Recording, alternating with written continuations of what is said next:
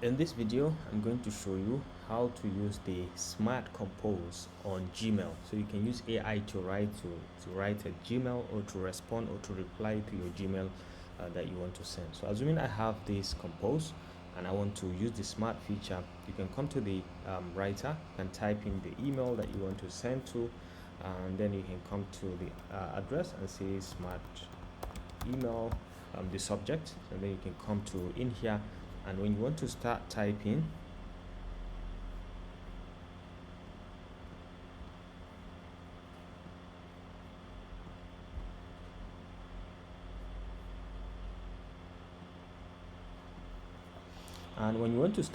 you can see help me write. This is going to be accessed by option H on Mac. So let's say I click on option H and it is going to give me the pop-up. So you can see write to my partner, wishing them victory, an apology to my child's teacher for their absence. You can define anyone, okay, anyone that you want. So let's say write a simple love letter to my girlfriend.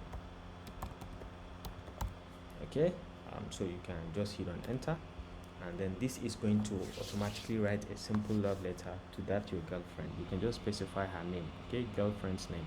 Just want to tell you how much you mean to me. Every moment with you is a joy. So like this, you can just write with all these.